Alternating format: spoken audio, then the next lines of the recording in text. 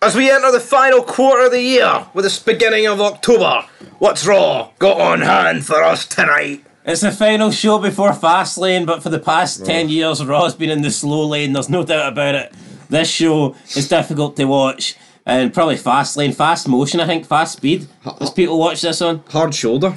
Hard shoulder, like the traffic stopped on Raw. Let's be real, this is a garbage show, easily the worst show to watch in WWE. NXT and SmackDown are far superior to this shit. And when you stop blaming the 3 hours, right, Raw's just boring. Yep. Nothing exciting happens on Raw. None of the top people are on Raw. It's garbage. Now, we've got Michael Cole on Raw, which has made it a little bit more bearable, in my opinion, as of late. But the product still sucks. I think that's insane, though, because see, a few years ago, Cole was not considered good. Even though I think he always has been good, let's be real, but I think he was like one of the problems with the product, and now it's all of a sudden he's like the fucking best thing about it. Shows you how much the product's declined, that we're all needing Michael Cole to save us. Michael Cole, the Monday Night Messiah. Monday Night Cole? Monday Night Michael? MNC. Monday Night Michael. Eminem? Michael Cole could hold... Anyway, right, I think Michael Cole's had enough talked about him here. Fair enough. Michael Cole is not in the preview, but there's multiple people that are. Now, Becky Lynch is set to defend the NXT Women's Championship tonight against Tegan Nox. However... I thought she lost it. Apparently... No, she won. Oh. So it shows what you know. But apparently she's not been medically cleared to wrestle tonight, so that's what it is. I don't know if this match is going to happen or not. It's unlikely it's going to happen. I mean, she had a graze, I guess, or a cut, and it looked infected. It was fucking ugly as well, man. It was disgusting. Whereabouts was it? It was in her arm, but you seen all this like yellow bits of jelly fucking in her flesh. It was like, Now apparently this is perfectly normal. It's just like bits of fat, but it looked horrible. Bits of fat? Fuck, what's going on here? It looked here? like peaches or apricot to me, like. But there's a video of it in this channel, so you should probably know. You should have probably seen it by now. Or you've been in holiday mode the past 2 days. I've been in holiday mode. I've kind of checked out of wrestling recently. Can I join you? Anyway, so yeah, I don't know if Becky Lynch versus Tegan Nox is going to happen. Does it matter? We know Becky Lynch is going to win anyway. No, who cares? And I tell you what, if Becky Lynch doesn't win, they've fucking derailed Tiffany Stratton's first title reign, which is your most important title reign, by the way, just to put the belt on the rainbow-haired warrior, Tegan Nox, who should have been released last week. So hopefully Becky Lynch does win, because why the fuck would Tegan Nox be champ?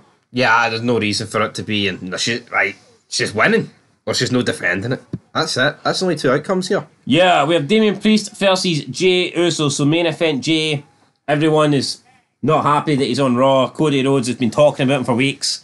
I'm sick of listening to Cody Rhodes talk about him. What do you want to talk? Who cares? This is the longest drawn out. See, back in the Attitude Era, right? It would have been explained in the opening segment, and see 3 weeks later, you would have had about 20 segments later, like worth of content. People getting run over, people getting battered, cost title shots, all this shit, interviews with McMahon, sit-downs with JR, all this crazy stuff. Choppy, your pee-pee. What do we get these days?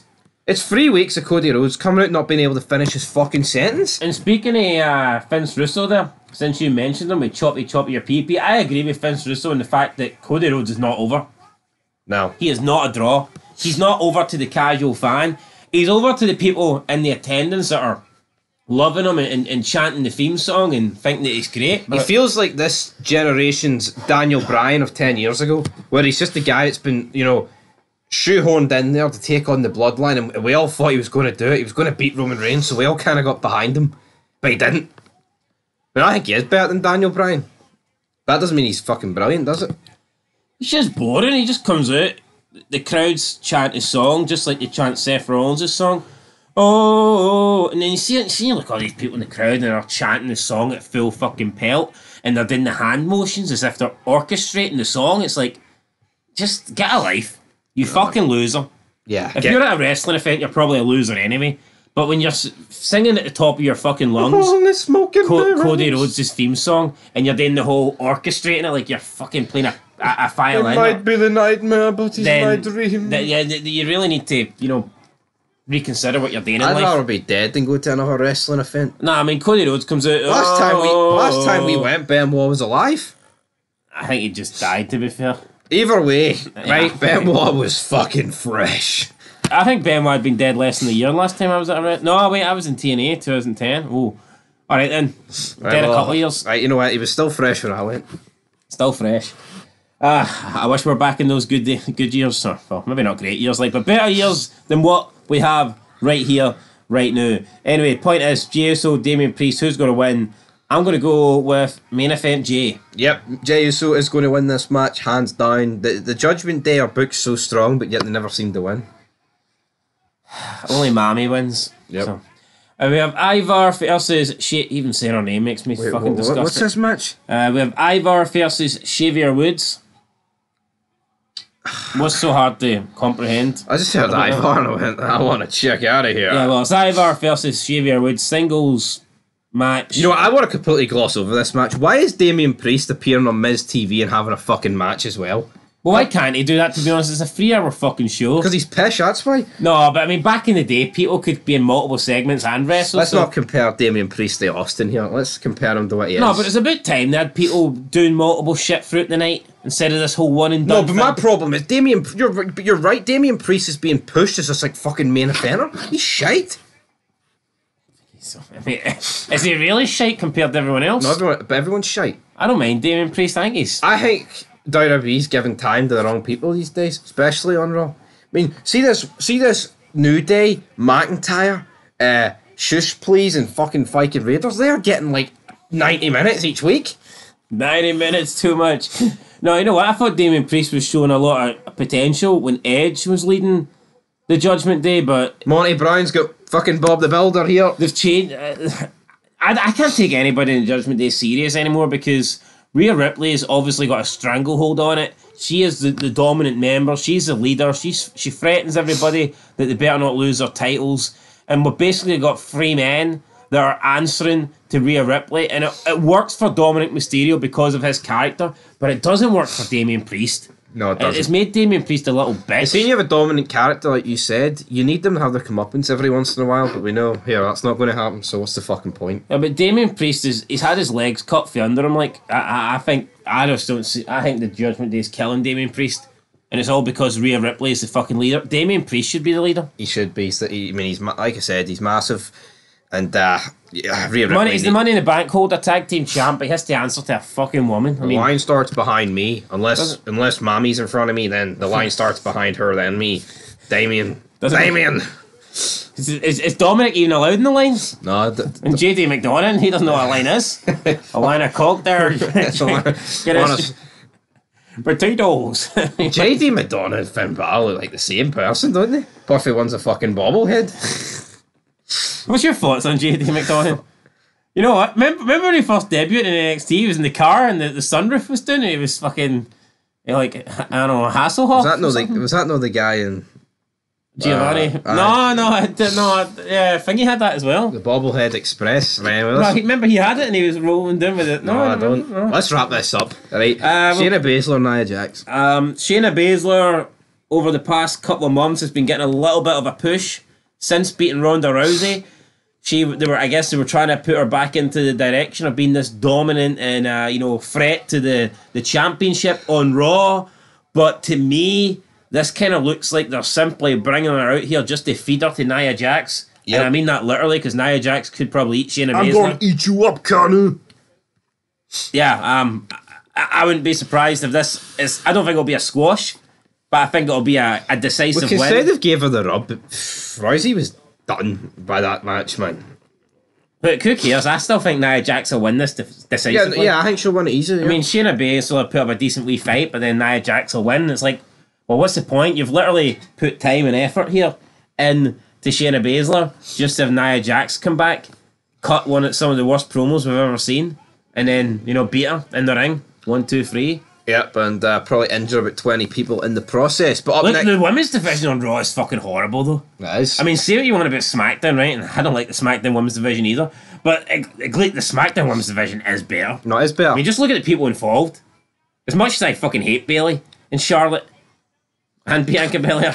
I hate them all. I hate them all, but I mean, you look at what's Raw. I can't even tell you who the champ is. Oh, it's Rhea Ripley, but she's not there at the moment. I don't know what she's doing. She's a man. Who's our nearest challenger? Probably Nia Jax, this right, isn't it? Coming. Right, anyway, right. Intercontinental contract signing. What? It's Gunther versus Tommaso Ciampa. Tommaso Chatsas, you want to go one-on-one with Gunther, amigo? Yeah. I think they should have had Chad Gable win. I'm not happy. This guy's beat the honky tonk man's record. No one cares. It's been a boring as fuck title reign. Has he had some good matches? Absolutely. But how many memorable rivalries has he had? How many memorable moments has he had? Oh, but he used to slap Sheamus's chest red rock. No, but he's been the champ now for what, one and a quarter years. So let's say 1.25 years. Yeah, like near 500 days, I think it is. So nearly a year and a half. Yeah. He's had the championship for and you can't think of like one standout moment. You can't think of one standout promo, one standout segment.